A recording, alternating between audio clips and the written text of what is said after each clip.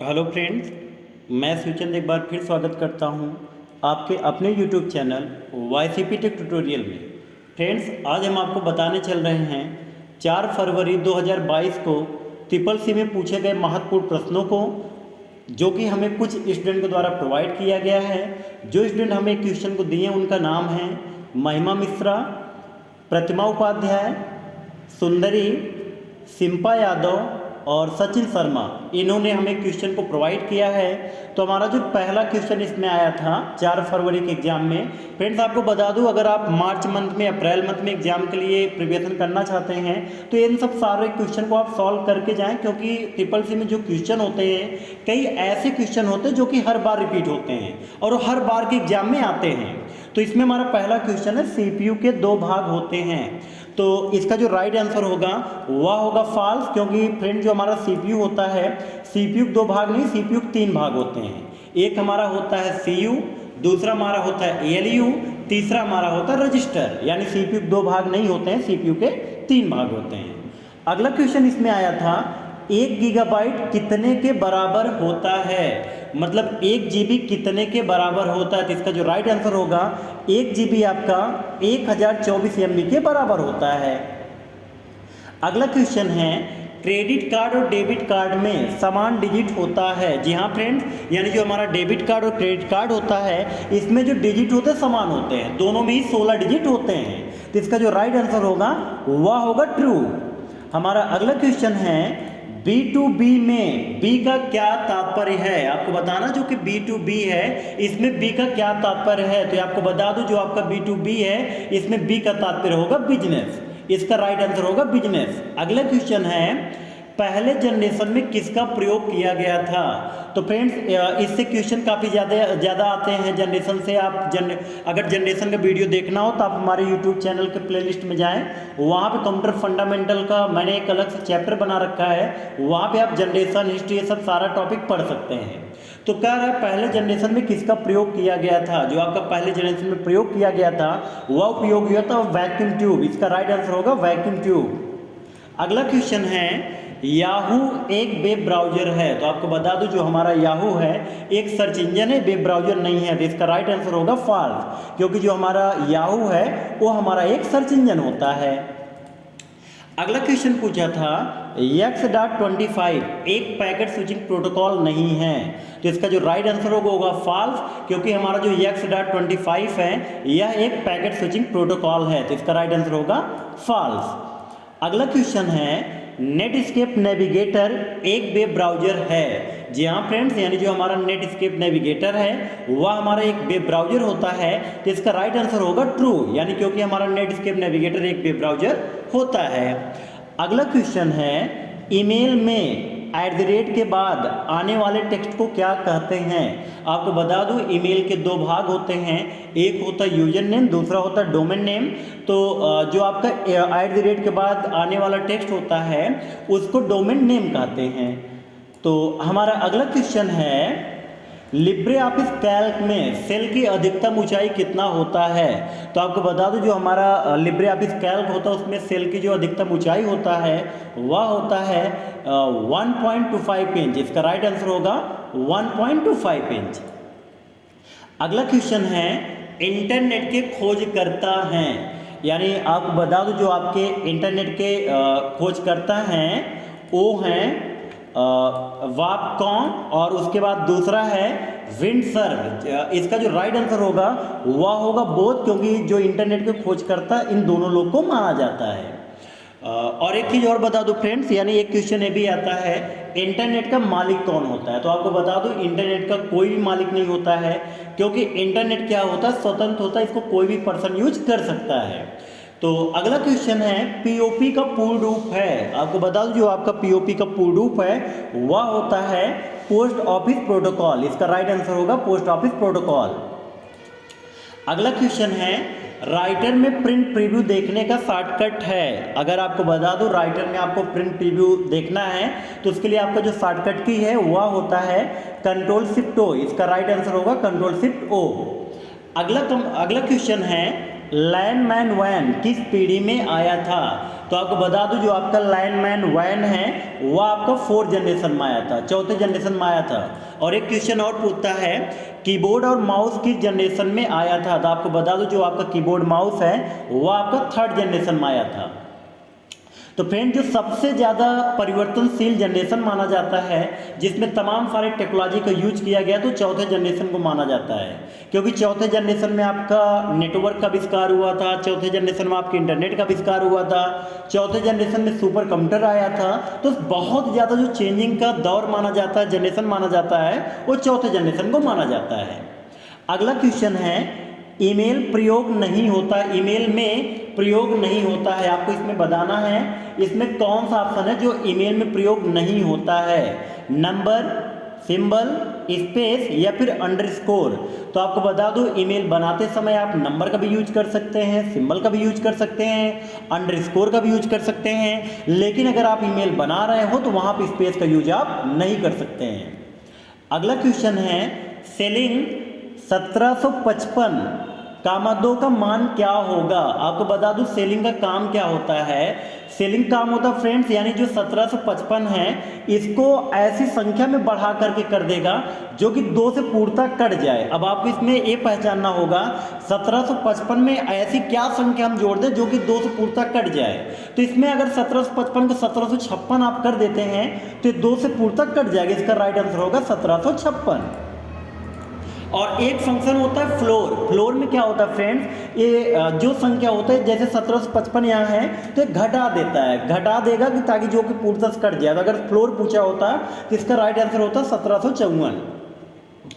अगला क्वेश्चन है unauthorised access किस प्रकार की नेटवर्क समस्या है? कहने का मतलब जैसे आपका कोई अनऑथराइज्ड पर्सन आपके नेटवर्क तक पहुंच रहा है, ये किस प्रकार की नेटवर्क की समस्या माना जाएगा? तो जाहिर सी बात है अगर कोई अनऑथराइज्ड पर्सन आपके नेटवर्क में पहुंच रहा है, नेटवर्क के साथ कुछ गलत कार्यों को कर रहा है तो इसका जो समस्या होगा सिक्योरिटी से संबंधित समस्या होगा, यानी आपका सिक्योरिटी सही नहीं है इसलिए अनऑथराइज्ड पर्सन आपके नेटवर्क में एंट्री कर पाया। अगला क्वेश्चन है उमंग ऐप किसके द्वारा बनाया गया है? आपको बताना जो आपका उमंग ऐप है किसके द्वारा बनाया गया है। इसमें पहला विकल्प है नेशनल ई गवर्नेंस डिवीजन, दूसरा ministry of electronic and information technology, तीसरा बोथ, चौथा एनपीसीआई। आपको बता दो जो आपका उमंग ऐप है वह इन दोनों के द्वारा बनाया गया है, यानी जीडी और माइटी दोनों के द्वारा बनाया गया, इसका राइट आंसर होगा बोथ। अगला क्वेश्चन है HTML का पूर्ण रूप हाइपर टेक्स्ट मार्कअप लैंग्वेज है।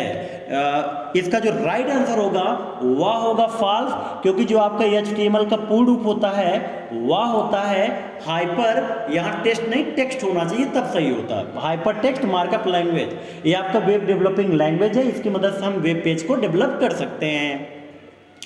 हमारा अगला क्वेश्चन है CGI का पूर्ण रूप कॉमन गेटवे इंटरफेस है। जी हाँ, इसका राइट आंसर होगा ट्रू, क्योंकि आपका जो CGI का पूर्ण रूप होता है वह कॉमन गेटवे इंटरफेस होता है।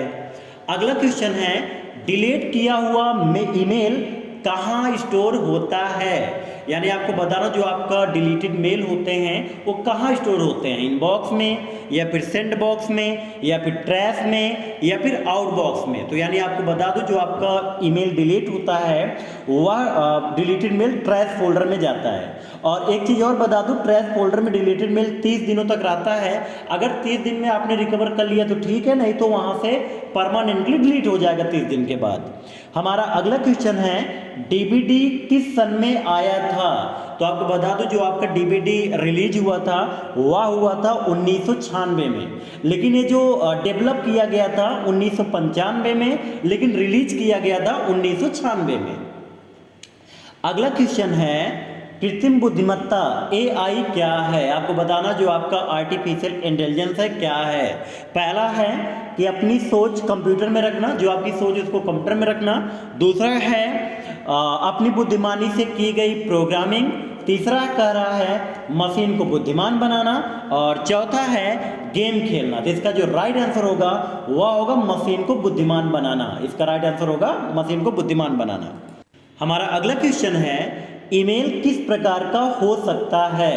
तो आपको बता दूं जो हमारा ईमेल होता है वह केवल प्राइवेट हो सकता है। इसका राइट आंसर होगा प्राइवेट। अगला क्वेश्चन है वाटरमार्क किस मीनू में है? आपको बताना जो आपका वाटरमार्क है वह किस मीनू में है। तो आपको बता दूं जो आपका वाटरमार्क है वह फॉर्मेट मीनू में होता है, तो इसका राइट आंसर होगा फॉर्मेट। अगला क्वेश्चन है एक्साबाइट यानी ईबी 2 पावर 60 बाइट नहीं है, तो इसका जो राइट आंसर होगा वह होगा फॉल्स, क्योंकि आपका जो एक्साबाइट होता है वो 2 पावर 60 बाइट के बराबर होता है, लेकिन ये कह रहा नहीं है, तो इसका राइट आंसर होगा फॉल्स। अगला क्वेश्चन है क्या 50 रुपए नोट का साइज 150 mm इंटू 66 mm है? जी नहीं, इसका राइट आंसर होगा फॉल्स, क्योंकि जो आपका 50 रुपए नोट का साइज है वह होता है 66 इंटू 135 mm स्क्वायर, यानी इसका जो राइट आंसर होगा अगर ए होता तो आपका जो इसका साइज होता 50 रुपए नोट का वह 66 गुणे 135 mm स्क्वायर होता है। हमारा अगला क्वेश्चन है क्लियर कमांड द्वारा किस किस को हटाया जा सकता है? आपको बताना जो आपका क्लियर कमांड इसके द्वारा किस किस को हटाया जा सकता है। पहला केवल फॉर्मेट, दूसरा कह रहा केवल कंटेंट, तीसरा कह रहा केवल कमेंट और चौथा कह रहा आल। जी हाँ, अगर आप क्लियर कमांड की बात करें यानी एक्सेल में एक कमांड होता क्लियर, इससे आप फॉर्मेट को भी हटा सकते हैं, कंटेंट को भी क्लियर कर सकते हैं, कमेंट भी क्लियर कर सकते हैं। इसका राइट आंसर होगा आल। अगला क्वेश्चन है भारत में किस बैंक की शाखाएं सबसे अधिक हैं? तो आपको बता दूं जो भारत में सबसे अधिक शाखाएं जो हैं वो एसबीआई बैंक का है, जिसका राइट आंसर होगा एसबीआई। अगला क्वेश्चन है स्मार्ट टैग के प्रयोग से डॉक्यूमेंट में इमेज जोड़ते हैं? जी नहीं, इसका राइट आंसर होगा फॉल्स, क्योंकि स्मार्ट टैग की मदद से डॉक्यूमेंट नहीं जोड़ा जा सकता है। अगला क्वेश्चन है फाइल का नाम बदलने हेतु प्रयुक्त कमांड क्या है? अगर मान लीजिए कोई फाइल है उसका नाम आपको बदलना है, उसके लिए कौन सा की प्रेस करना है, कौन सा कमांड यूज करना है? F1, F2, F3, F4, इसका राइट आंसर होगा F2। अगर आपको फाइल चेंज करना है वो F2 बटन दबा के आप चेंज कर सकते हैं। अगला क्वेश्चन है पिक्चर, साउंड और वीडियो से बने आउटपुट को क्या कहते हैं? तो आपको बता दूं जो आपका पिक्चर, साउंड और वीडियो से बने आउटपुट होता है वो आपका मल्टीमीडिया कहलाता है। इसका राइट आंसर होगा मल्टीमीडिया। हमारा अगला क्वेश्चन है एक वर्कशीट में रो की संख्या अधिकतम कितना होता है? अगर आपको बता दूं यानी एक शीट में जो रो की अधिकतम संख्या होता है वह होता है 10,48,576, यानी इसका जो राइट आंसर होगा वह होगा 10,48,576, क्योंकि एक रो में जो अधिकतम एक वर्कशीट में जो अधिकतम रो होता है वह होता है 10,48,576। अगला क्वेश्चन है थर्ड जनरेशन में कौन सी तकनीकी का प्रयोग किया गया था? तो यानी जो थर्ड जनरेशन में तकनीकी यूज किया गया था वह आईसी यूज किया गया था।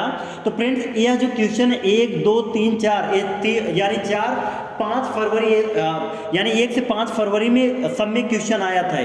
तो आप एक काम करेंगे, अगर आपको जनरेशन की पूरी जानकारी चाहिए तो आप, मैं फिर से कह रहा हूँ, मैं मेरे यूट्यूब चैनल पर जाएँ, वहाँ मैंने प्लेलिस्ट बना रखा है कंप्यूटर फंडामेंटल का, वहाँ जाएँ, पूरा कंप्यूटर फंडामेंटल मैंने 16 वीडियो बनाया अभी तक। तो आप जहाँ वहाँ जाकर के कंप्यूटर जनरेशन, हिस्ट्री यानी सॉफ्टवेयर, हार्डवेयर, बिट बाइट, ये सब टॉपिक आप वहाँ से पढ़ सकते हैं। तो हमारा अगला क्वेश्चन है आरटीजीएस में पैसा ट्रांसफर करने की अधिकतम लिमिट कितना है?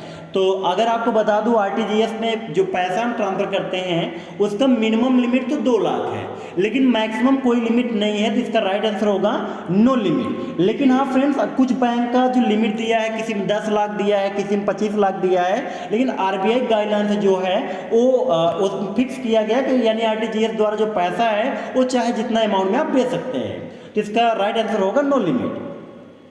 अगला क्वेश्चन है P2P का फुल फॉर्म क्या है? यानी जो आपका P2P है इसका पूर्ण रूप क्या है? जिसको जो पूर्ण रूप होता है वह होता पीयर टू पीयर, यानी P2P इसका राइट आंसर होगा।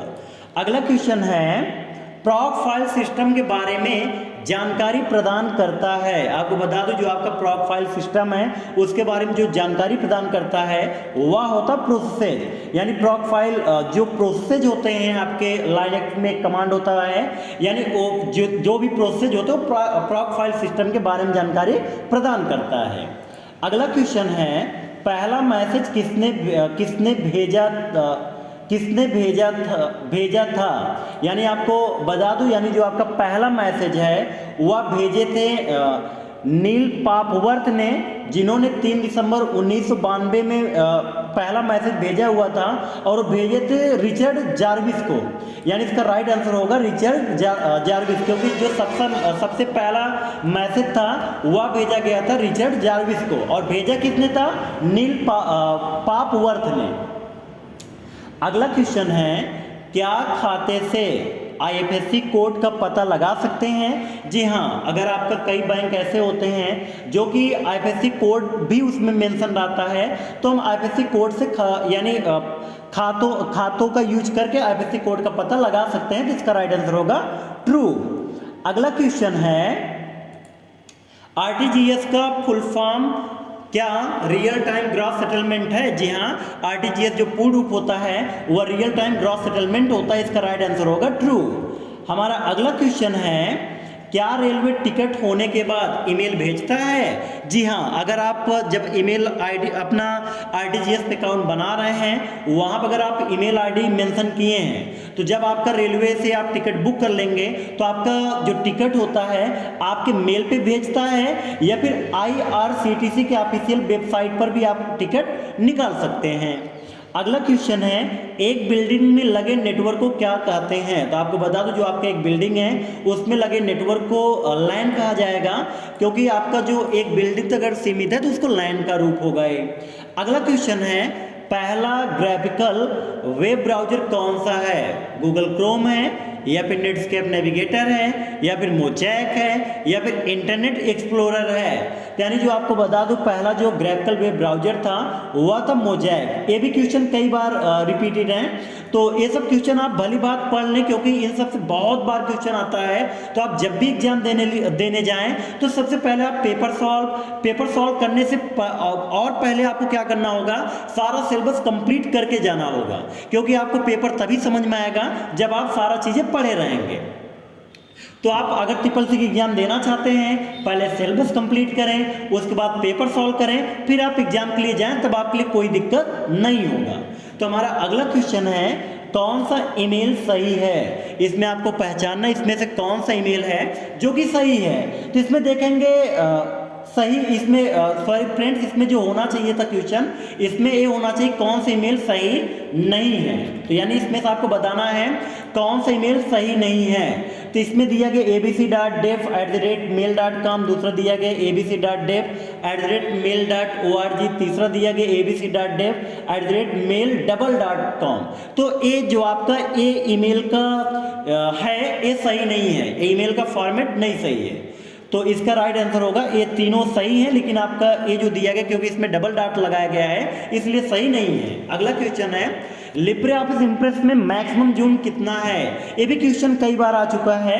तो यानी जो लिब्रे ऑफिस इंप्रेस का जो मैक्सिमम जूम होता है वह होता 3000%, और हाँ जो इंप्रेस का न्यूनतम जूम होता है वह 5% होता है। अगला क्वेश्चन है, पेपाल क्या है। आपको बता दूं, जो हमारा पेपाल होता है वह हमारा एक ऑनलाइन पेमेंट सिस्टम होता है। पेपाल से हम क्या कर सकते हैं, हम ऑनलाइन पेमेंट कर सकते हैं। जिस तरीके से आप गूगल पे, फोन पे, पेटीएम इन सब से पेमेंट करते हैं, सेम उसी प्रकार पेपाल भी हमारा एक ऑनलाइन ट्रांजैक्शन सिस्टम है, इससे हम ऑनलाइन पेमेंट कर सकते हैं। आई होप फ्रेंड्स, अगर आप एग्जाम देने जा रहे हो SSC का, तो ये क्वेश्चन हम आपके लिए काफ़ी कारगर साबित होंगे। और ऐसे क्वेश्चन की जानकारी के लिए आप बने रहें हमारे यूट्यूब चैनल YCPT ट्यूटोरियल से। Thanks for watching.